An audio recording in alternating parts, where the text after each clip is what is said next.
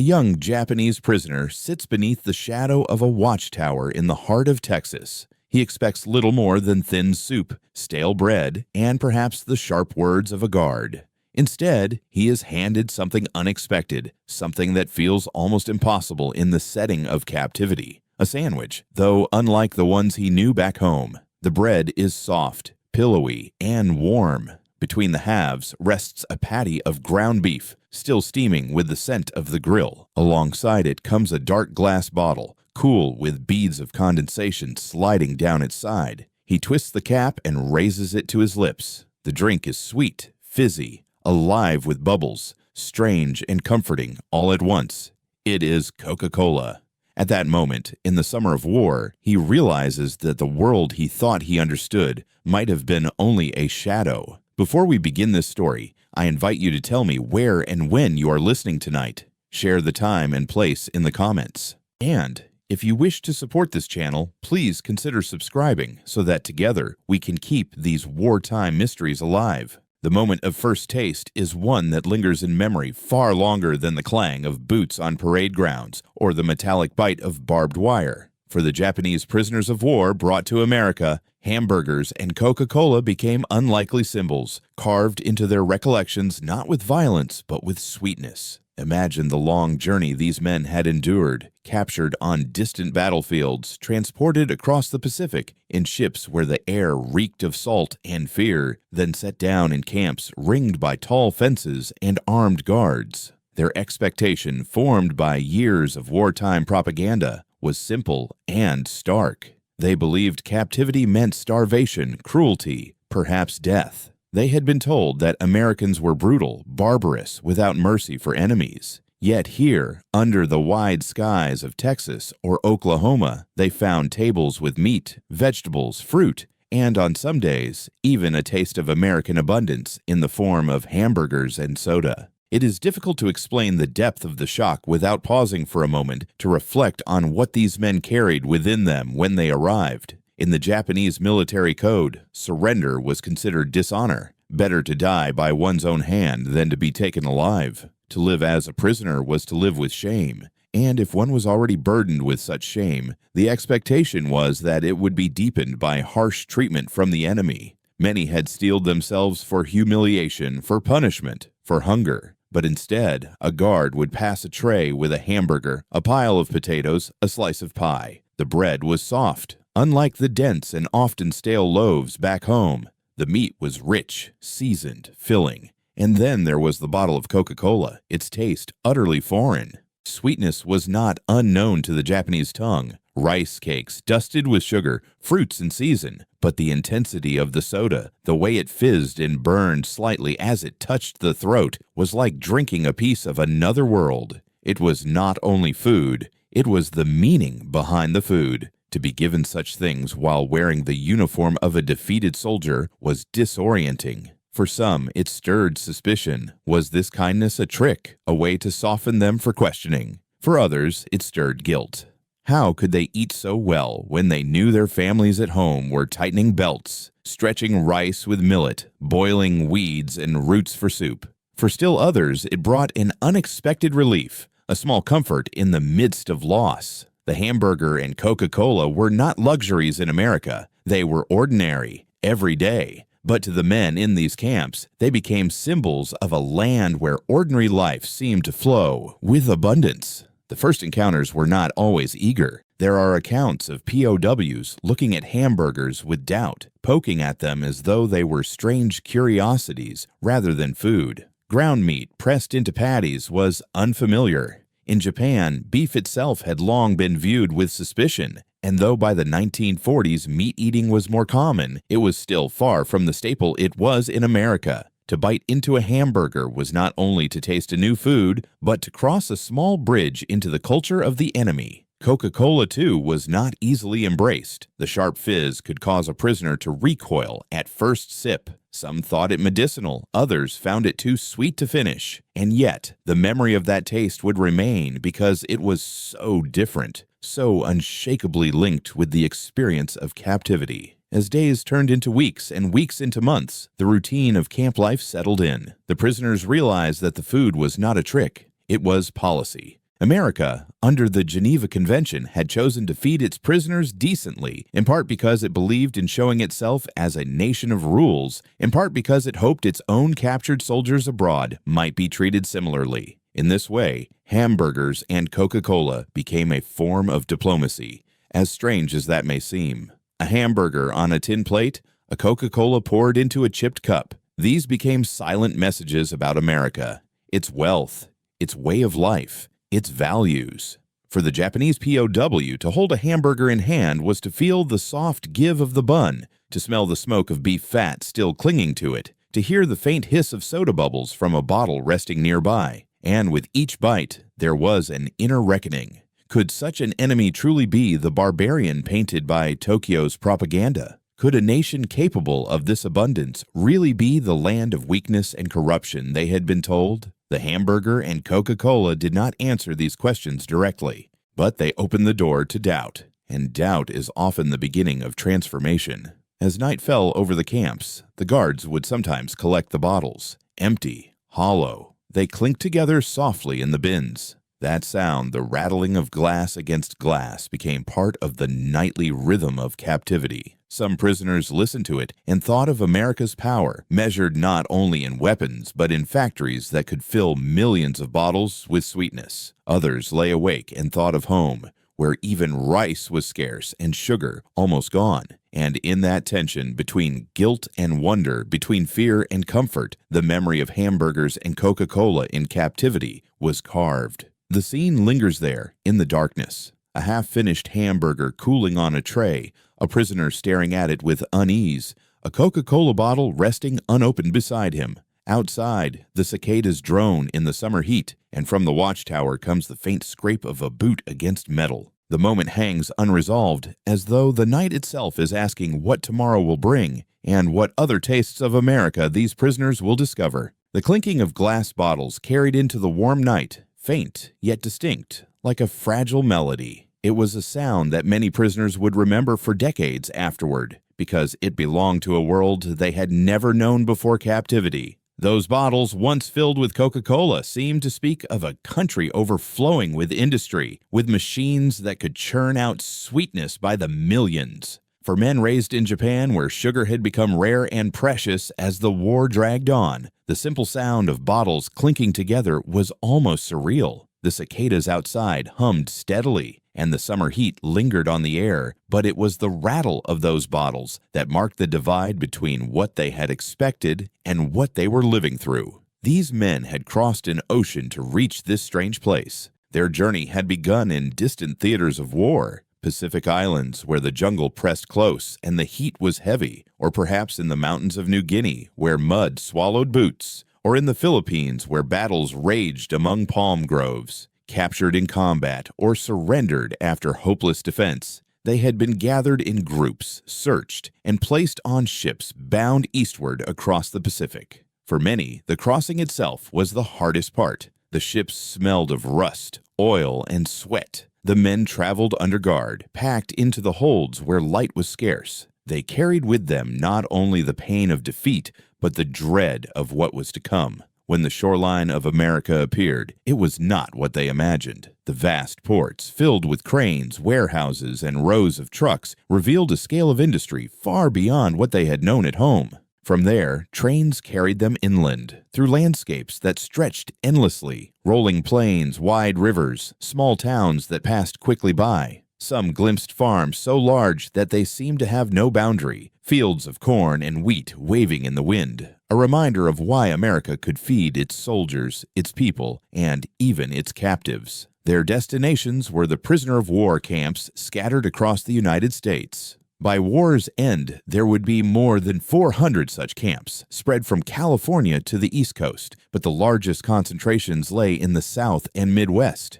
Texas alone held dozens, with its open land, mild winters, and space enough to build compounds behind barbed wire. Oklahoma, Arkansas, and Louisiana, too, became homes to thousands of captured Japanese, Germans, and Italians. The arrival at camp was unsettling. Barbed wire fences surrounded them, guard towers stood at corners, and soldiers with rifles patrolled the perimeter. The clang of gates and the stern commands of officers reminded them of their captivity. Yet the daily reality soon surprised them. They were issued clean uniforms stamped with PW for prisoner of war. They were organized into barracks, each with bunks and simple furnishings. And when the mess bell rang, they were marched not to hunger, but to food. This was no accident of generosity. It was the result of policy. The United States, having signed the Geneva Convention, committed to treating prisoners in ways that would preserve their health and dignity. For the government, it was both a matter of law and of strategy. Humane treatment of prisoners was intended to encourage reciprocal treatment of American soldiers captured abroad, though in practice this hope was rarely fulfilled in Japanese camps.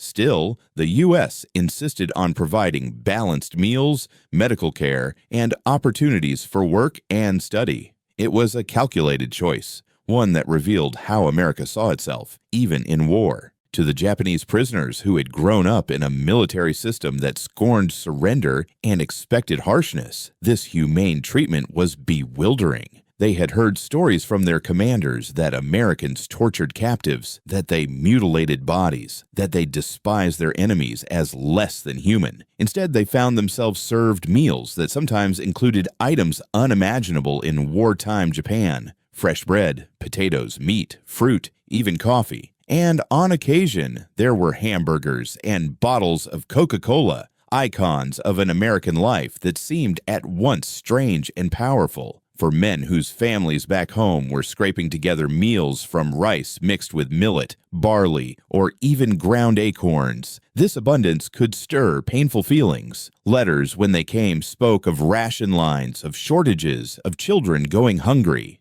In the camps, the prisoners lived in a world apart, one where food was steady, where there was no fear of famine. The guilt of eating well in captivity weighed on some heavily. Others accepted it quietly, reasoning that to survive was their duty, even if survival came with shame. The camps themselves became small worlds with rhythms of their own. Days began with roll call, the counting of prisoners as the sun rose over the fences. Work details followed, often in the surrounding fields or in maintenance of the camp itself. In the South and Midwest, prisoners were sometimes employed on local farms, helping with harvests when labor was scarce, always under guard, but often treated with civility by American farmers. In return, they were paid small wages in camp scrip, which could be exchanged for goods at the canteen. Among the goods sometimes found there were chocolate bars, chewing gum, and, yes, Coca-Cola. The prisoners would hold these bottles in their hands, their shape foreign yet intriguing, the dark liquid glimmering within. At night, the cicadas sang outside the barbed wire, and inside, the men spoke quietly among themselves. Some wondered aloud how a nation could feed even its captives so well, while their own homeland struggled to keep soldiers and civilians alive. Others feared that such kindness was a form of warfare in itself, designed to erode their spirit, to make them doubt the virtue of their cause. But doubt is difficult to contain. When a man tasted Coca-Cola for the first time, when he swallowed the fizzing sweetness, he could not help but think of the gulf between this land and his own. And so the sound of bottles rattling in bins became more than noise. It became a symbol of a nation's abundance, of its ability to create not only weapons, but comforts. The glass clinked together gently as guards collected them, and the prisoners listened, lying awake on their bunks, staring at ceilings where the shadows of the bars stretched like dark rivers. The sound followed them into uneasy dreams. What, they wondered in silence, did these foods, these drinks, these unexpected comforts say about America? Were they signs of weakness, of a people so softened by luxury that they could not endure true hardship? Or were they signs of a deeper strength,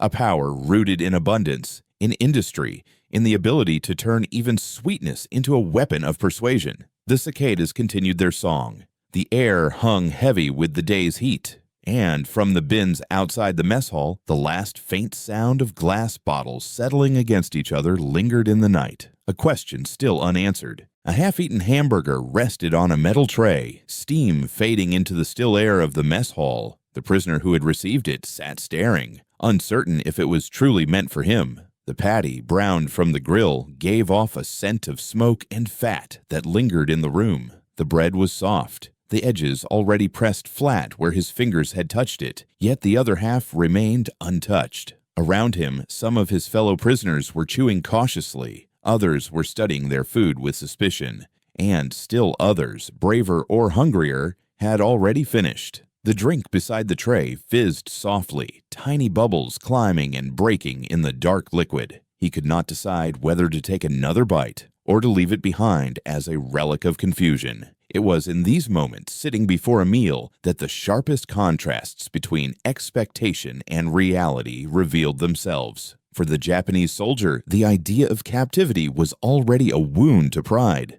To eat abundantly while wearing a prisoner's uniform made the wound stranger still. Back home, his wife and children might be boiling millet or stretching a bowl of watery miso to feed the family. Here he was offered beef, something once rare in Japanese kitchens, now almost unimaginable in wartime scarcity. He was offered white bread, made from American wheat ground in mills so vast that their capacity alone was a kind of weapon. He was even offered dessert on some days, fruit, pie, ice cream when supply allowed, and on rare evenings he was handed Coca-Cola, a taste that seemed to him like drinking sunlight trapped in a bottle, sharp and bright, even if it unsettled his tongue. The menus of American prisoner of war camps reflected a deliberate choice. They were not lavish, but they were more generous than anything the prisoners expected. Standard meals included meat or poultry, potatoes, beans, bread, vegetables, coffee, and occasionally fruit. When camp cooks prepared hamburgers, the smell of grilling meat drifted across the barracks, carrying with it a reminder that this was not the starving captivity the men had imagined. The hamburger itself was unfamiliar. In Japan, meat was eaten in thin slices or stews,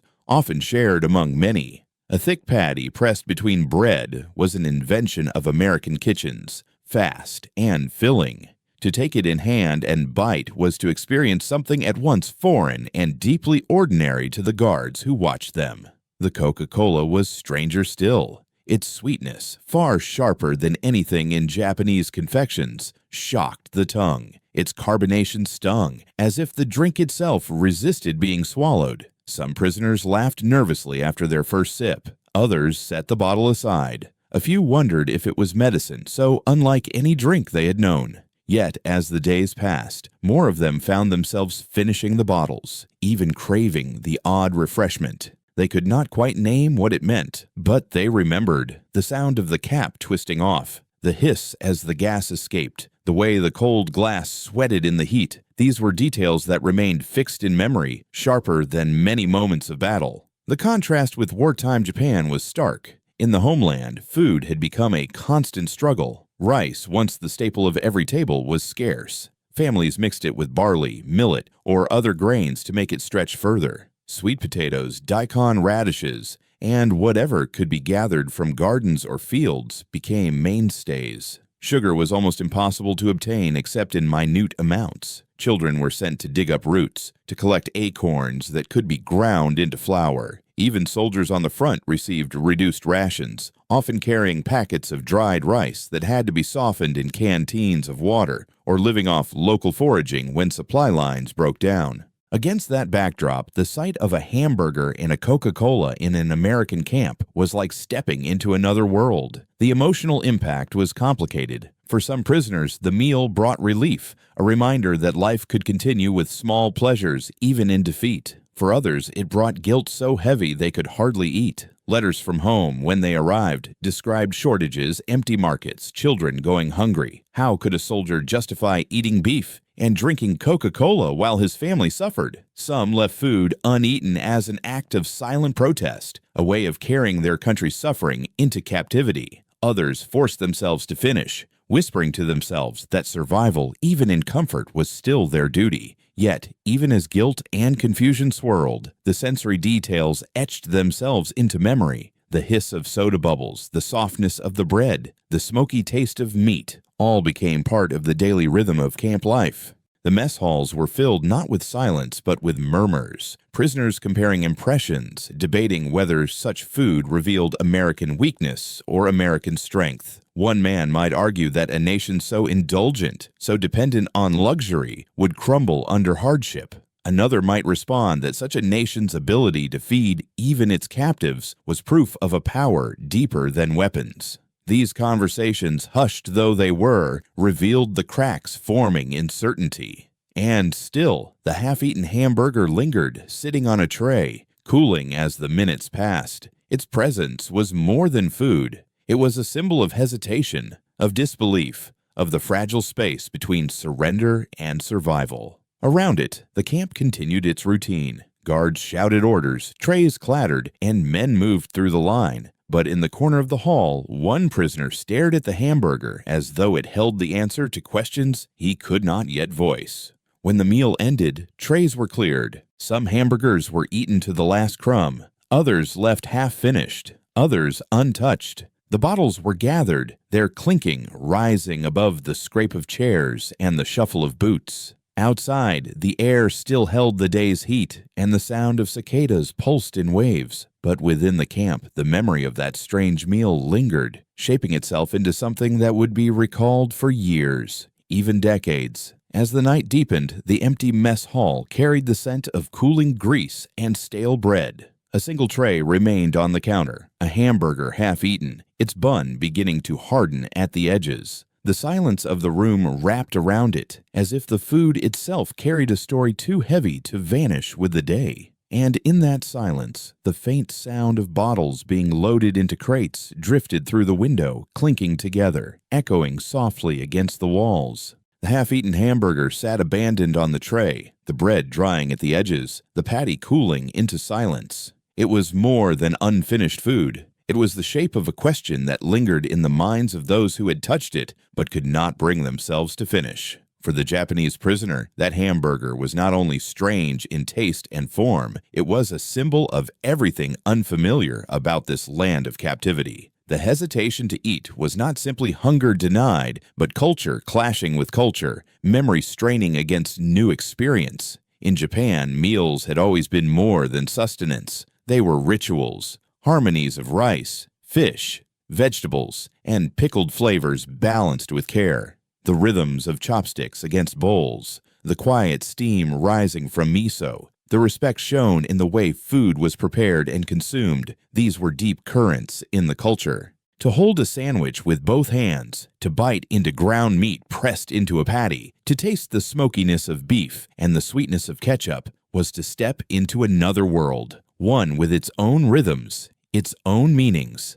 The hamburger represented not only food, but the industrial heart of America, where meals were fast, filling, and abundant. The Coca-Cola beside it spoke even louder. That dark liquid, fizzing with invisible energy, represented something the prisoners had no word for. Modernity captured in a bottle. It was not brewed like tea, not fermented like sake, not steeped in tradition. It was made in factories, bottled in the millions, carried across oceans. The very taste of it was industrial, mechanical, yet somehow alive. To drink it was to swallow the spirit of a country that had transformed its machines of peace into machines of war, and yet still found time to sweeten its people's days with soda. For many prisoners, the strangeness of these foods was a reminder of the distance between their own lives and those of their captors. They had been raised to believe in sacrifice, in austerity, in the beauty of simplicity. To see abundance offered so casually, even to enemies, unsettled their understanding of the world.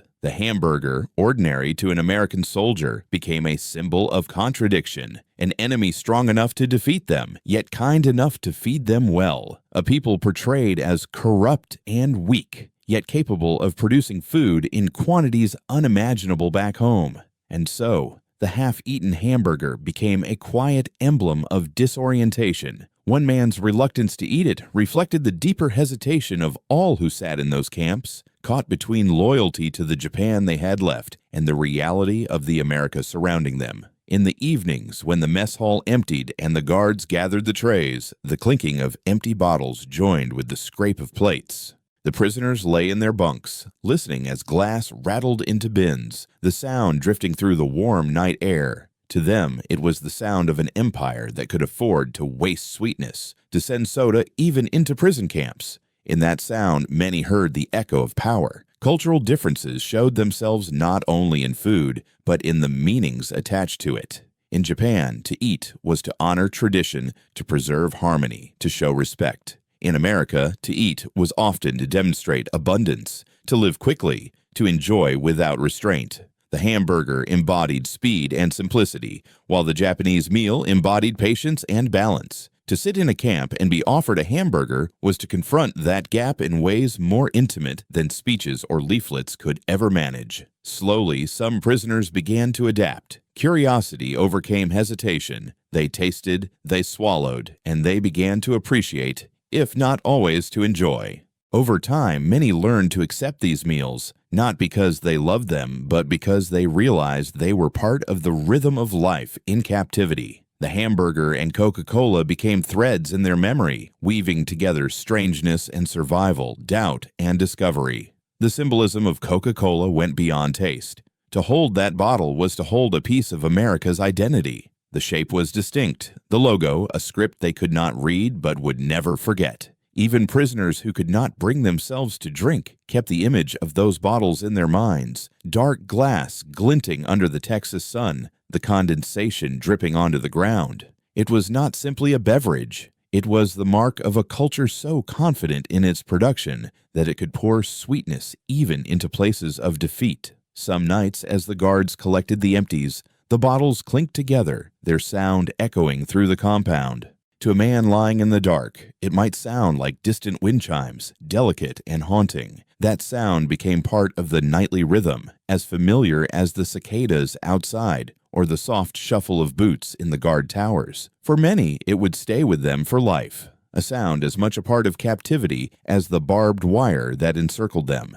The cultural shock of these foods did not resolve itself quickly. For some, the hamburger remained something they could not enjoy, a symbol of an enemy world too far from their own. For others, it became a taste that followed them even after the war, when Coca-Cola would one day appear in Japan and hamburgers would become part of post-war life. But in the summer nights of captivity, it remained an unresolved question, a bridge not yet crossed. And so the bottles clinked together in the dark, gathered into crates, waiting to be hauled away.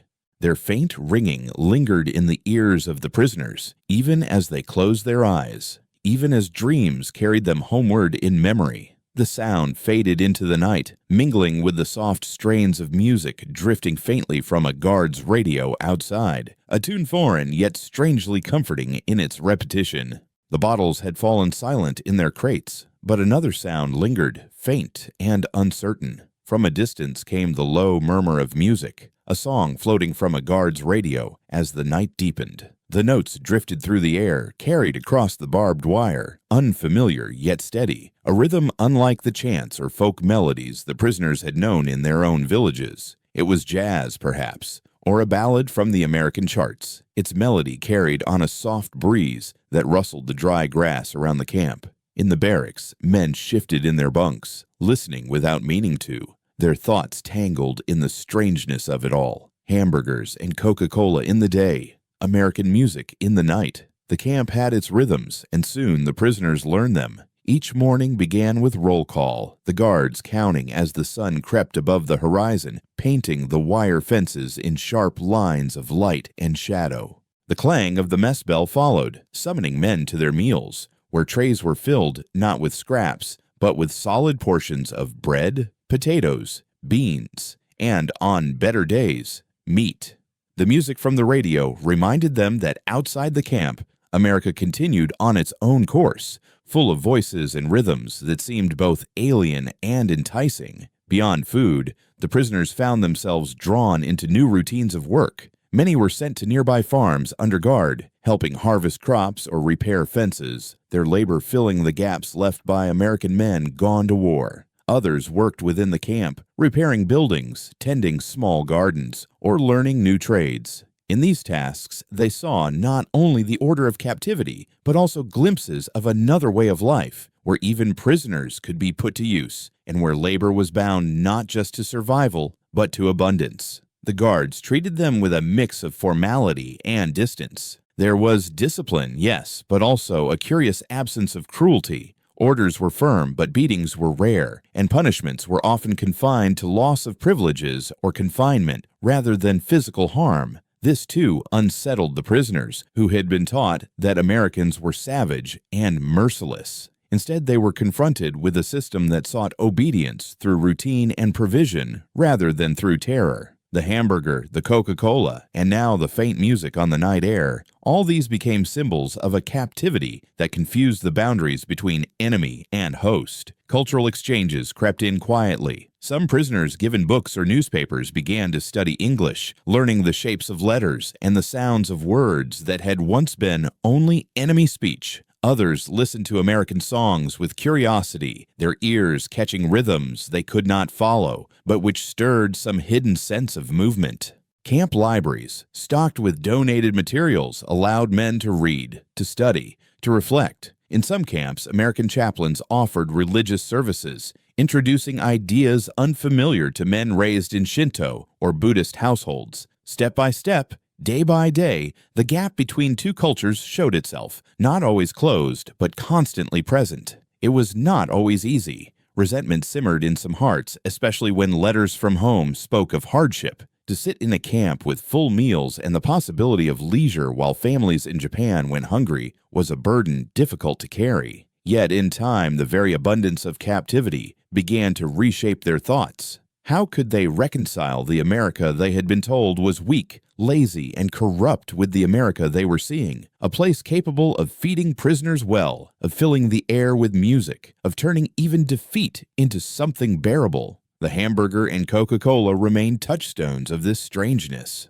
When the mess served hamburgers, the smell of grilling meat filled the compound, drawing men from their bunks with a mixture of curiosity and unease. When Coca-Cola bottles appeared, their cold surfaces wet with condensation, men lined up to receive them, some drinking quickly, others holding the bottles as if to memorize their weight. And when the bottles were emptied, their clinking sound carried into the night, like an unintentional lullaby. In these moments, the prisoners began to notice how food and sound worked together to shape their memories. A bite of hamburger recalled the hiss of soda bubbles. The fizz of Coca-Cola reminded them of music on the radio. A song in the night reminded them of clinking bottles, which in turn reminded them of home and the vast gulf that separated it from this land of abundance. The cycle repeated itself, creating a spiral of impressions that would remain long after the war was over. The Americans, for their part, knew what they were doing. Treating prisoners well was not simply a matter of law, but also of strategy. Humane treatment was a kind of quiet propaganda, a way of showing the strength of a system that could afford kindness. A hamburger on a tray was not just food, it was a message saying, we can feed even our enemies because we have more than enough. A Coca-Cola bottle handed to a prisoner was not just refreshment, it was a demonstration of industrial might, of a culture that produced sweetness, even in war. The music on the radio, whether intended or not, became another layer of this message, reminding prisoners that America was not only a war machine, but a living culture, full of songs and rhythms that did not pause, even in conflict. For the prisoners lying awake at night, the combination of these experiences created a landscape of memory unlike anything they had expected. They closed their eyes and heard the faint strains of music, perhaps a trumpet or a singer's voice carried across the camp. They remembered the clinking bottles, the taste of sweetness on their tongues, the softness of bread between their fingers. They thought of home, of scarcity, of silence, of the bitter tea and plain rice their families might be eating that very night. And in that space between abundance and absence, they felt themselves suspended, unsure of what it meant to live as a prisoner of war in America. The music faded slowly into the distance, carried away by the night wind. The cicadas kept their steady chorus, filling the silence that followed. But in the barracks, the men lay restless, wondering whether tomorrow's meals would bring more of the same, whether the sound of bottles would return, whether the strange sweetness of America would continue to press itself into their lives. Outside, in the guard's shack, the radio played on, its volume turned low, as if the music itself were unwilling to stop. The faint melody lingered, unresolved, hovering in the dark like a question too gentle to demand an answer. The melody lingered in the night air, drifting from the guard's radio like a thread of smoke curling into the dark. The notes rose and fell gently, carried across the stillness of the camp. Men lying in their bunks turned in silence, their eyes half closed, but their minds awake, listening without meaning to. The song was foreign, its rhythm strange, but its softness reached them in ways no shouted order ever could. In that moment, the prison camp did not sound like a place of punishment. It sounded like a doorway into another world, one that contradicted everything they had been told to expect. For years, these soldiers had been taught that America was weak, corrupt, and without discipline. In the pamphlets distributed among their units, the United States was depicted as a nation of indulgence, where men lived soft lives, more interested in pleasure than in sacrifice. The Japanese government and military spoke often of American decadence, of its inability to endure hardship. They had been told that Americans were racially inferior, incapable of true spirit, driven by greed rather than loyalty. Captivity, they were warned, would mean torment, cruelty, and humiliation. Yet here, in the stillness of a Texas or Oklahoma night, they heard music drifting freely into the air. They ate meals that not only filled their stomachs, but sometimes astonished them in their abundance. They were handed hamburgers, bread soft and warm, meat savory and rich. They were given Coca-Cola, sweet and fizzing, a drink that could not have existed without vast factories, endless supplies of sugar, and the steady hum of industry. These experiences did not match the images painted by propaganda. Instead, they left the men unsettled, caught between the stories they had believed and the reality before them. The contrast grew sharper with each passing day. A Japanese soldier who once imagined himself tortured now found himself eating more in captivity than he had on campaign.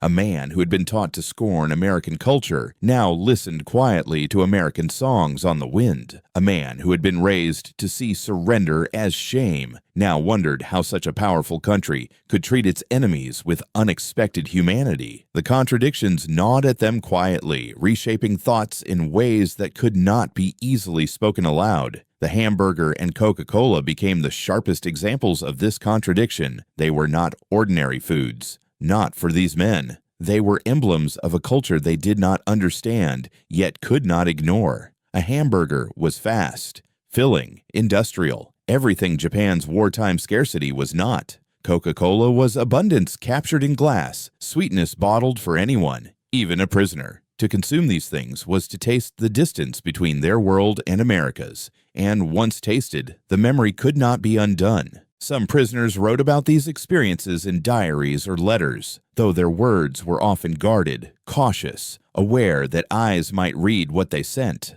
They described the food with puzzlement, even awe, as if unsure how to reconcile its simplicity with its significance. They noted the fairness of treatment, the absence of brutality, the strange kindness hidden in routine. Their writing revealed the quiet erosion of certainty. For others, the contradictions were too heavy to bear. They turned inward, clinging to silence, refusing to accept what their senses told them. They believed the kindness was temporary, a trick, a mask that would one day fall away. They refused the hamburger, left the Coca-Cola untouched, turned their faces away from the radio music. But even in refusal, the presence of those things left its mark, because absence, too, can shape memory. The Americans, perhaps unknowingly, had created a theater of contrasts. Every hamburger served, every Coca-Cola bottle handed out, every note of music drifting from a radio was part of a silent performance. It told a story about a nation strong enough to defeat an empire, yet confident enough to defeat its enemies, and sing in their presence. The prisoners could not ignore it. Even in silence, they carried the taste, the sound, the image of it all deep inside. Night after night, as the radio played, men lay in their bunks staring into the darkness, hearing music they did not understand but could not forget.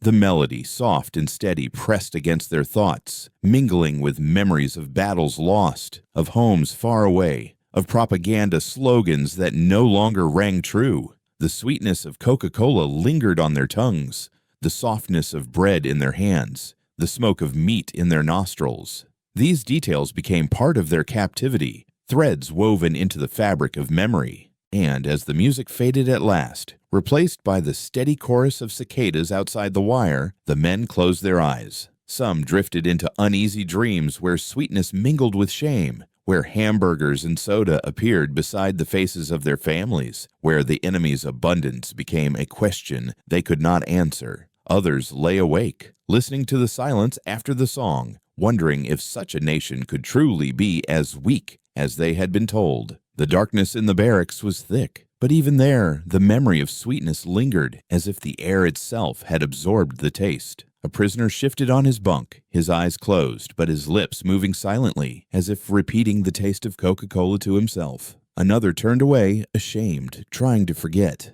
And in the corner of the room, the faint glow of a cigarette in a guard's hand outside the window marked the boundary between two worlds, one of captivity, the other of a nation so vast it could send music and sweetness, even into places meant for defeat. The sweetness lingered. It clung to the night like the aftertaste of a meal, and as the lights were extinguished one by one and silence wrapped the camp in its heavy folds, the last thing the prisoners carried into sleep was not the clang of boots or the sting of barbed wire, but the strange comfort of a sweetness they had never known before.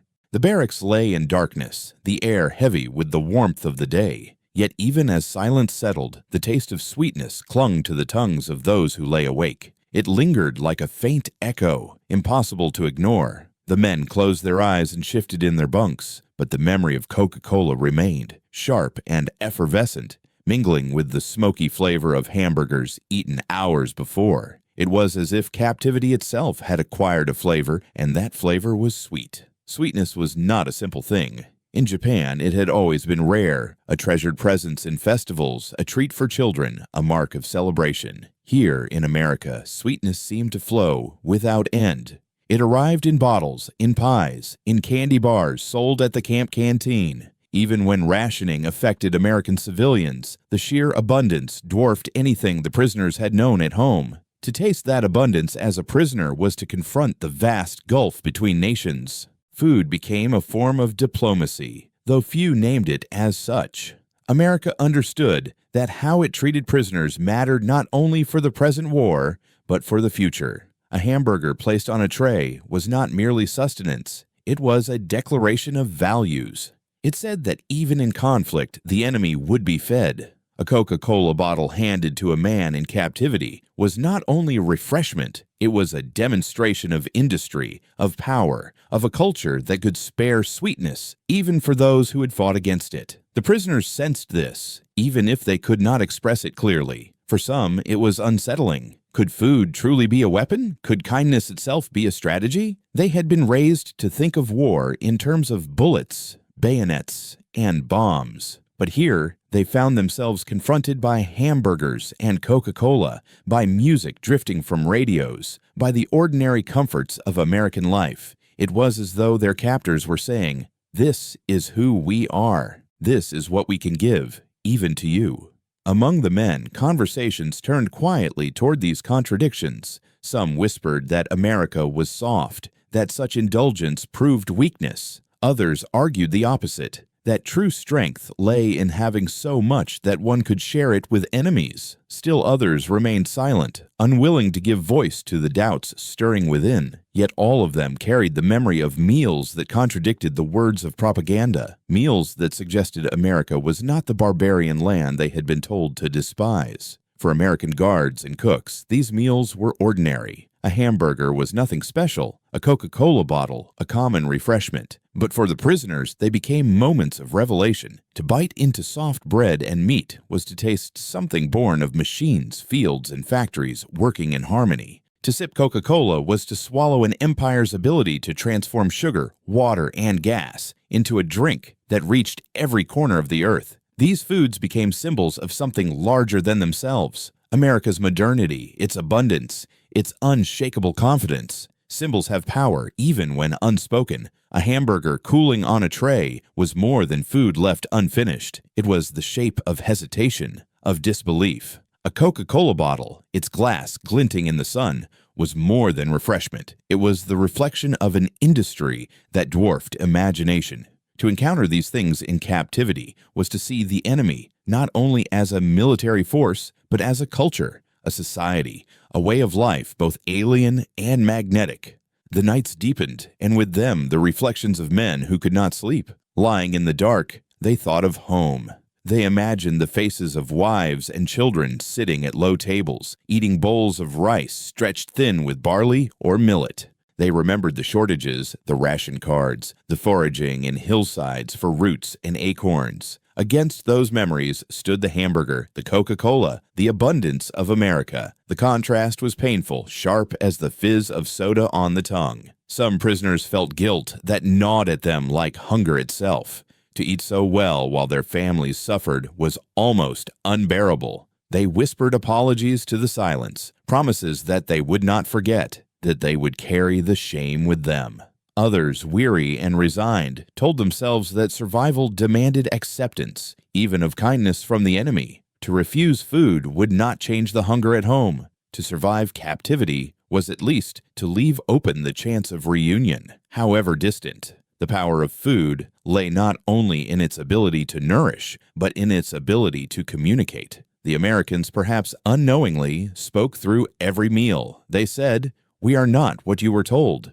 We are more, and we can afford to be generous." The prisoners heard this message, even if they resisted it. They could not avoid hearing it, because it was delivered not in words, but in tastes, in textures, in sounds. The hiss of a soda bottle opening, the clink of glass against glass, the softness of bread in hand. And so, in the darkness of the barracks, the sweetness lingered, reshaping thought in silence. The prisoners closed their eyes, but the taste remained. The image of bottles remained. The sound of music remained. These details wove themselves into memory, becoming part of the fabric of captivity, inseparable from the barbed wire, the guard towers, the endless summer nights. Outside, the moonlight fell across the compound, silvering the wire and casting long shadows from the towers. On the ground near the mess hall, a single bottle cap lay half buried in the dirt, its ridges catching the pale light. To a passerby, it was nothing but refuse, a fragment of metal left behind.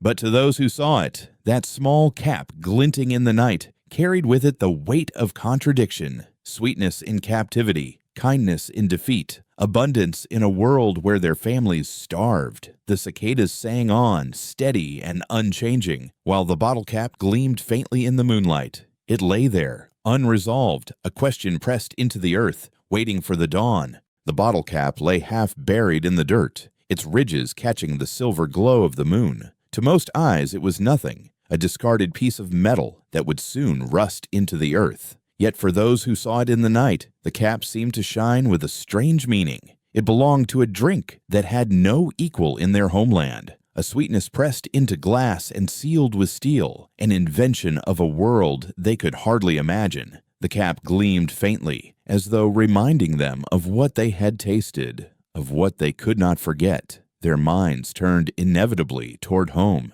Beyond the barbed wire and the guard towers lay the Pacific, and beyond the Pacific lay Japan, where families struggled against shortages that grew more severe with every passing season. Letters told fragments of the truth. Rations had been cut again, rice stretched with barley or millet, sugar almost impossible to obtain. Housewives queued in long lines for scraps of vegetables. Children were sent to dig for wild roots and acorns. The sounds of hunger filled the kitchens of the home islands, the clatter of empty pots, the low simmer of thin soups that offered little comfort.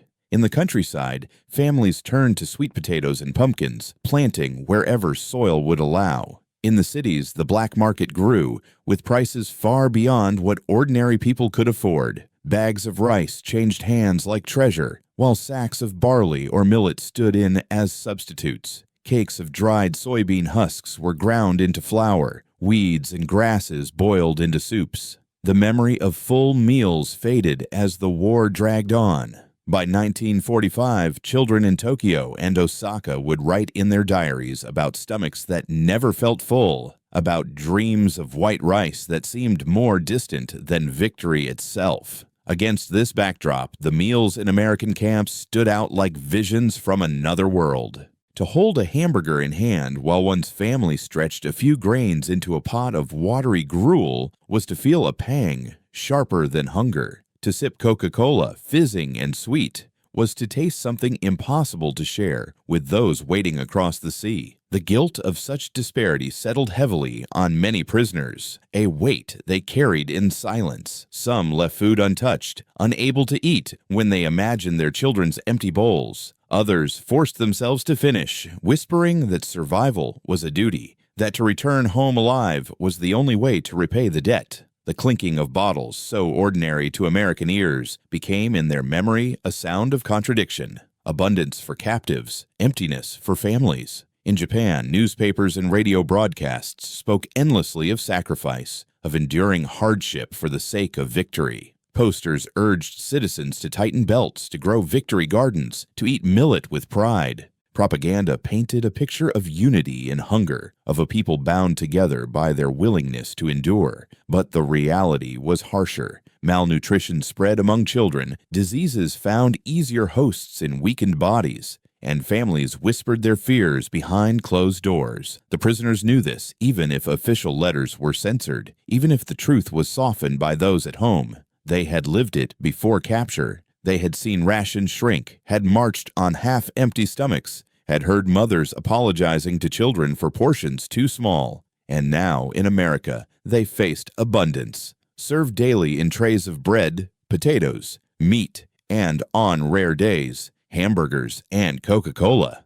The contrast was more than unsettling. It was a wound, reopened with every bite. Yet the very strangeness of this abundance forced them to reconsider. Was this softness, as their commanders had said, proof that America could not endure? Or was it proof of something else entirely, that a nation with such resources could fight a war and still feed its enemies better than Japan could feed its own people? The Coca-Cola bottle cap in the dirt, glinting under the moon, seemed to whisper of that difference. At night, when the cicadas hummed in the fields around the camp, the prisoners thought of home. They imagined narrow streets lined with houses, gardens scraped bare, mothers lighting fires of twigs to cook meager suppers. They imagined rice mixed with chestnut shells, soups flavored with nothing but salt. They imagined the long lines at ration offices, the weary faces of neighbors waiting for small allotments. And then they opened their eyes to the camp, where a hamburger cooled on a tray and bottles of soda stood in wooden crates, waiting to be carried away. The gap between those two worlds seemed too vast to cross. Some men wept quietly, turning their faces into their blankets. Others hardened themselves, building walls of silence, refusing to show weakness before their comrades. But all of them felt the same pull, the same ache of distance. The sound of cicadas outside the wire only deepened it. Their steady chorus was familiar, almost the same as the cicadas in Japan. Yet here, the song rose over fields that stretched wider than any they had known, fields rich with grain and corn that seemed endless. The cicadas sang of summer, of continuity, of cycles that would continue long after the war ended. But to the prisoners, their song also carried a question. How could two lands, both filled with cicadas, be so different in what they could give their people? The night air pressed heavy against the barracks, filled with the mingled scents of dust, wood, and the faint grease of meals already eaten. A man shifted on his bunk, listening to the cicadas, his mind wandering back to the taste of Coca-Cola. He remembered its sharp fizz, its burning sweetness, its strangeness. He wondered if his children would ever know such a taste, or if it would remain forever a memory of captivity, something he could not explain once he returned. Another man thought of rice, of the grains slipping between his fingers as he measured out rations for his family before leaving for war. He closed his eyes, and the cicadas seemed to sing of rice fields, but only in dreams. The cicadas sang on without pause, steady and unrelenting, as though indifferent to human hunger and human conflict. Their song filled the darkness, mingling with the faint sounds of guards shifting in towers, with the quiet breaths of men lost in uneasy sleep. Outside the mess hall, the bottle cap still gleamed in the moonlight, but by dawn it would be hidden in shadow, another detail folded into the rhythms of the camp. the cicadas would still be singing, their voices rising with the sun, carrying forward the unresolved question of how two worlds could share the same sound and yet live such different realities. The cicadas kept their chorus as the dawn crept across the horizon, their voices unchanged, steady as the turning of the earth. They sang in the heat of Texas, in the fields of Oklahoma, in the long summers of Arkansas and Louisiana. And as the sun rose, its light revealed more than one camp, more than one set of barracks or fences. All across America, behind barbed wire and guard towers, prisoners awoke to the same sound of insects in the fields, the same clang of mess bells, the same rhythms of captivity. There were hundreds of such camps.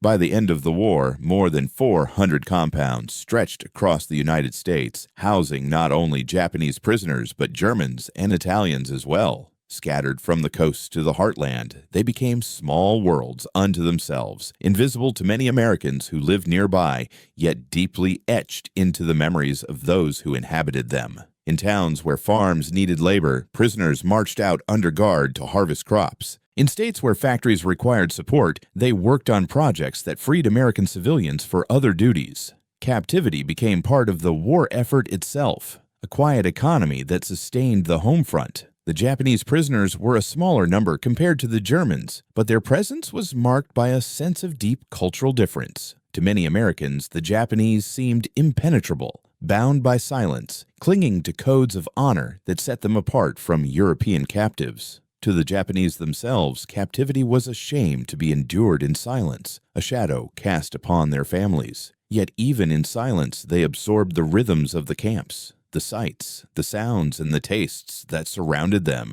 Meals were a central rhythm, repeated day after day with small variations. Bread, potatoes, beans, coffee. These formed the staples. Meat appeared regularly, poultry and beef supplied by a nation whose farms seemed endless. And then there were moments when the ordinary gave way to the extraordinary. Hamburgers, their scent filling the mess hall. Coca-Cola bottles appearing in wooden crates, their dark liquid shining in the sun. These were not daily occurrences, but when they happened, they imprinted themselves with a clarity sharper than routine. Prisoners did not forget these moments. Long after the war, when they returned to Japan, when they grew old and spoke of their youth, many recalled with detail the first time they tasted Coca-Cola, the first time they bit into a hamburger, not the details of a battle or the clamor of surrender, but the taste of sweetness and abundance in captivity. The memory held because it was so utterly unlike the world they had known. In America, Coca-Cola was already more than a drink.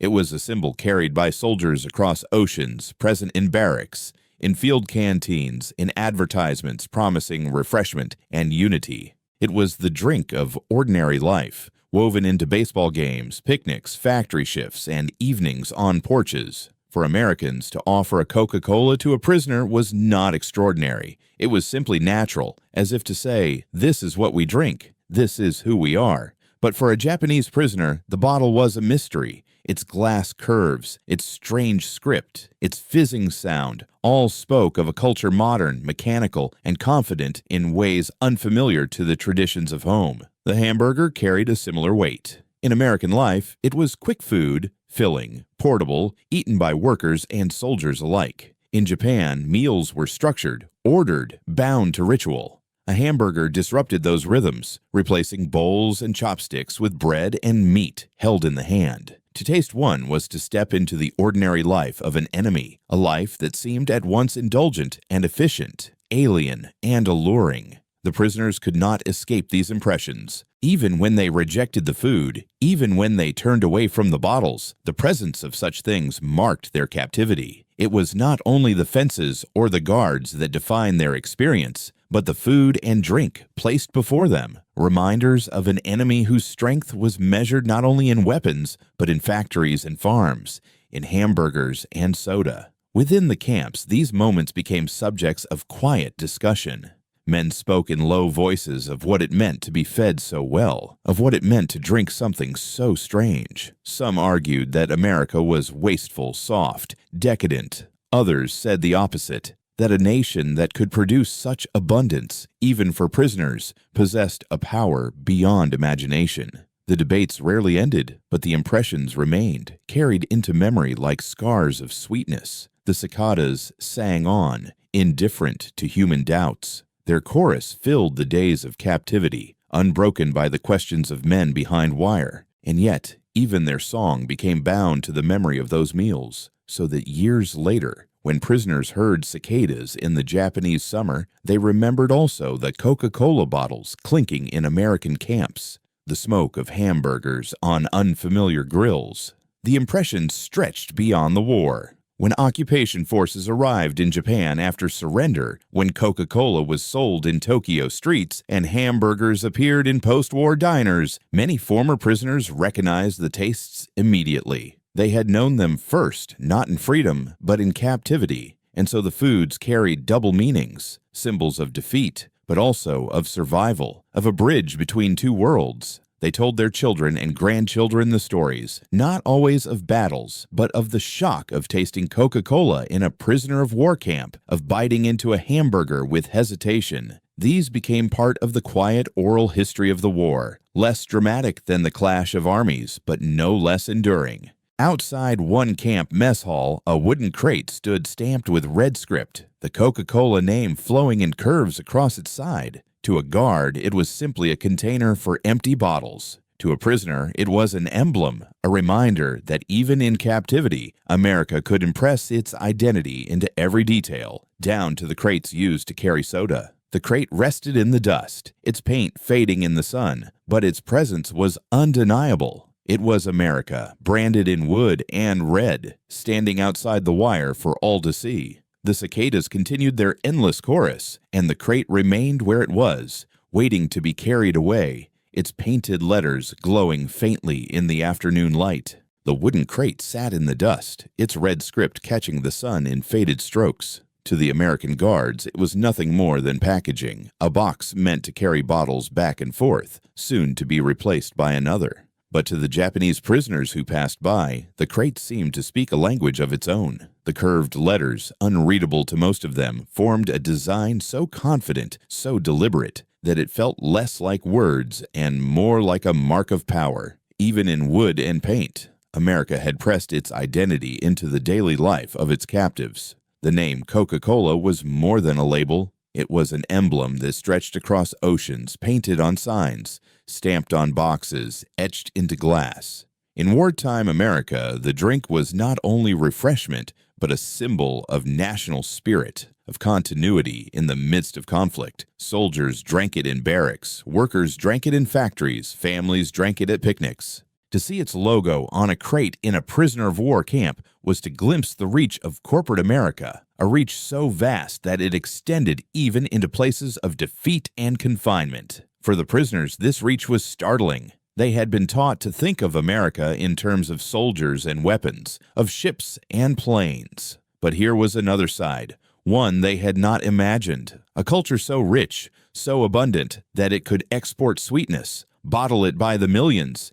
and send it even into the hands of enemies. The hamburger and Coca-Cola were not luxuries in this land, they were ordinary. And yet, in their ordinariness lay a power that shook assumptions, because what was ordinary for America was extraordinary for the men who tasted it. The crate outside the mess hall stood as silent testimony. Its red paint glowed faintly in the afternoon sun, and the prisoners who saw it could not help but remember the taste of what it carried. Some remembered the fizz of bubbles rising to the surface, the sweetness stinging their throats. Others remembered the cold glass sweating in their hands, a sensation almost as vivid as the flavor itself. The crate held no drink at that moment, yet it carried all those memories within its presence. Stories grew from such impressions. Years later, when the war had ended, when men returned to Japan and rebuilt their lives, they told their children and grandchildren of their time in captivity.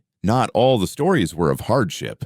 Many were of surprise, of disbelief, of the first time they encountered a hamburger or Coca-Cola. They spoke of it with a mixture of wonder and unease, recalling how these simple foods had unsettled their view of the enemy. They remembered the smell of grilled meat, the fizz of soda, the red paint on wooden crates. These details endured because they represented not just food, but a transformation of perception. For America, the hamburger and Coca-Cola were symbols of something deeper than taste. They were markers of modern life, products of a society that prized speed, efficiency, and abundance. To offer them to prisoners was not necessarily an act of generosity, but it became one nonetheless. It revealed to captives a culture that seemed endlessly productive, endlessly confident, endlessly certain of itself. In that way, the foods carried as much meaning as any speech or leaflet. They were propaganda without words, persuasion without force, carried in flavor and texture. Some prisoners resisted this persuasion. They turned away from the food, left it uneaten, told themselves it was weakness disguised as kindness. Others accepted it cautiously, torn between loyalty to Japan and the reality before them. But none could escape the memory. Even refusal left its mark, because the very act of rejecting such abundance reinforced its presence in their minds. The crate outside the mess hall, stamped with red script, was not something one could forget. As the years passed and Japan itself changed, the memories gained new layers of meaning. After the surrender, when American occupation brought new foods, new drinks, new customs, many Japanese citizens tasted Coca-Cola for the first time. Some found it strange, others delightful, but for the former prisoners it was not new. It was a return, a reminder of captivity, of nights in barracks when sweetness lingered on their tongues. The hamburger, too, found its place in post-war Japan, served in diners and shops that grew alongside the country's recovery. To many, it was simply modern food, but to those who had first encountered it in America's camps, it carried the taste of defeat, of survival, of a world larger than the one they had known. The corporate reach of Coca-Cola became part of that story. The drink spread across the globe, a symbol not only of America, but of modern consumer culture. For the prisoners who had first tasted it in captivity, the sight of its logo in Tokyo streets or Osaka shops after the war was uncanny. What they had once received as captives was now being sold openly in their own cities, a reminder of how completely the world had changed. The red script on a crate outside a Texas mess hall had become part of Japan's daily life. In the camp, the crate remained in the dust until guards lifted it and carried it away. Its absence left only faint marks in the ground, but in memory it remained vivid. A prisoner had once run his hand along its surface, tracing the curves of the letters without knowing their meaning. His fingers followed the lines of the script, feeling the grooves in the wood, sensing the confidence pressed into its design. To touch the crate was to touch a symbol, even if its meaning was not fully grasped. That night, as the cicadas sang and the guards walked their rounds, the man lay in his bunk, remembering the texture of the wood under his hand. He closed his eyes, and the red letters glowed in his imagination, curving like rivers he could not read. The image followed him into sleep, unresolved, as if asking a question without words. Outside, the crate was gone, carried into shadow, but in memory it remained, marked with red, glowing faintly against the darkness. His fingers lingered on the rough wood, tracing the painted curves he could not read. The letters of Coca-Cola bent and flowed under his touch like rivers on a map, their meaning hidden, yet their confidence undeniable. Long after the crate was lifted and carried away, he remembered the feeling. In the barracks at night, his hand still moved in the air, retracing the lines, as though memory itself sought to preserve the impression. For him, and for many others, the war would not be remembered only in the thunder of guns or the crash of bombs, but in the quiet marks left by bread, meat, soda, and paint. Memory is a strange custodian. It does not always preserve what leaders or armies expect. For many prisoners of war, decades later, the clearest recollections were not of battles fought, but of hamburgers eaten in captivity, of Coca-Cola bottles sweating in the sun. They spoke of the first bite, of the first sip, with a vividness that eclipsed the chaos of combat.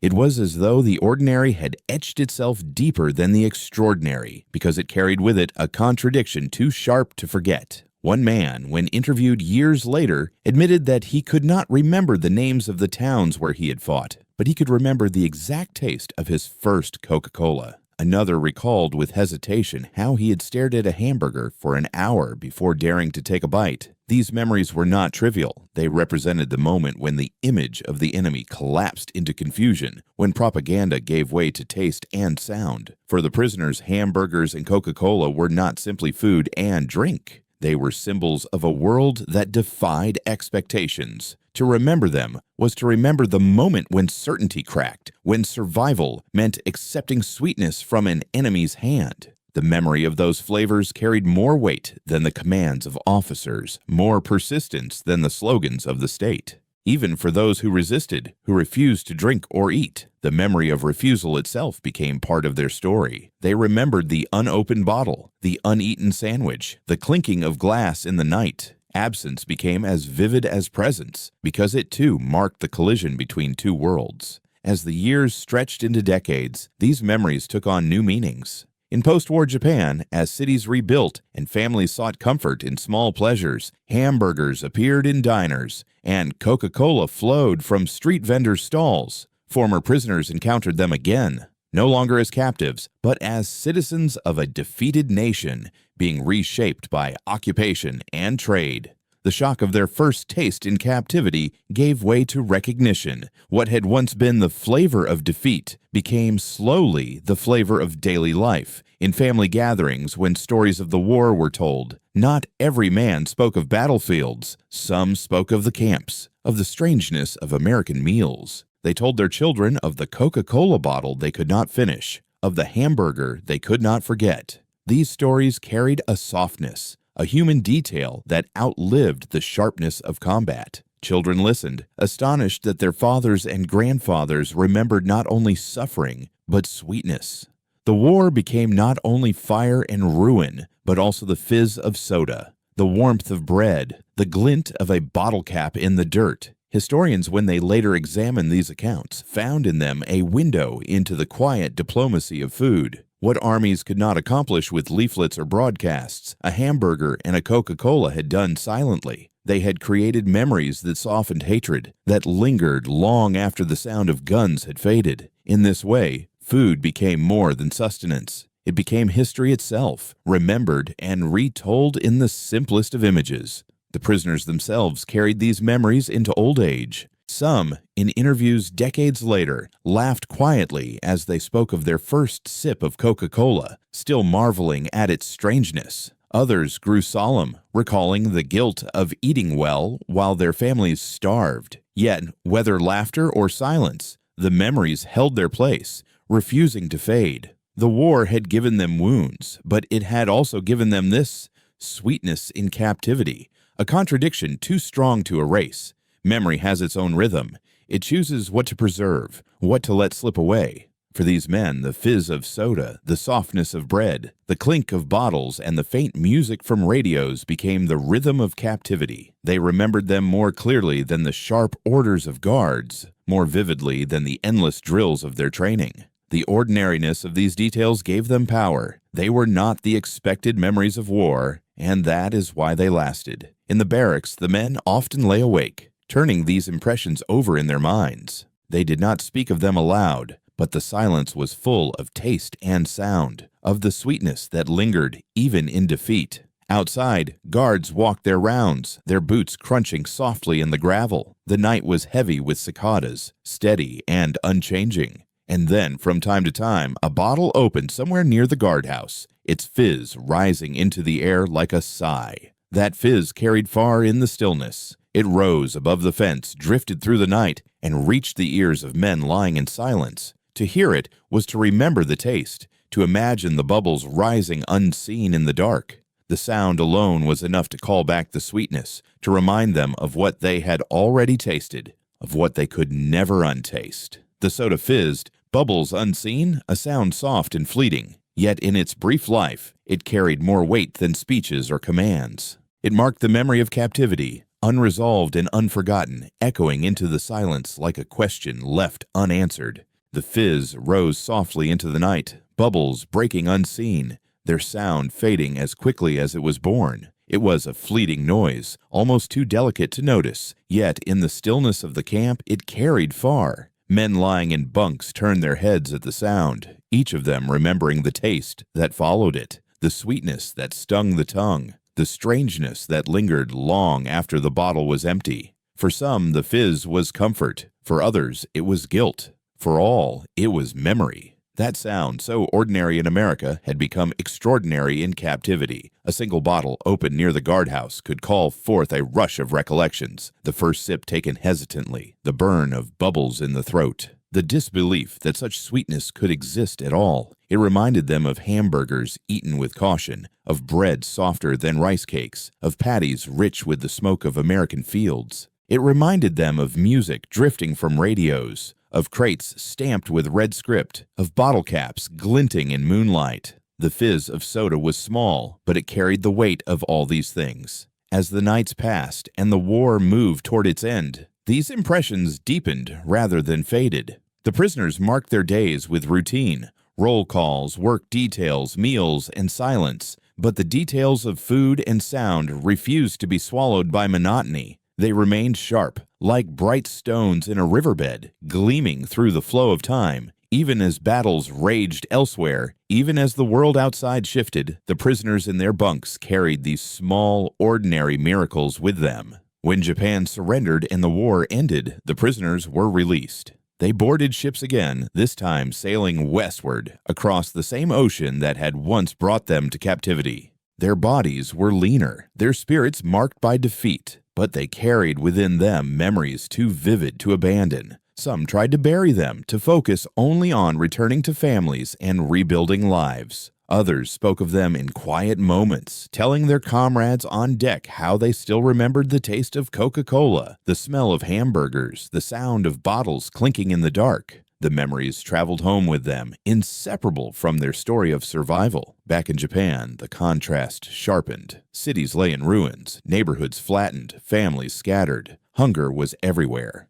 Bowls of barley and millet, cakes made of acorns, soups stretched thin with weeds. These were the meals of a defeated nation.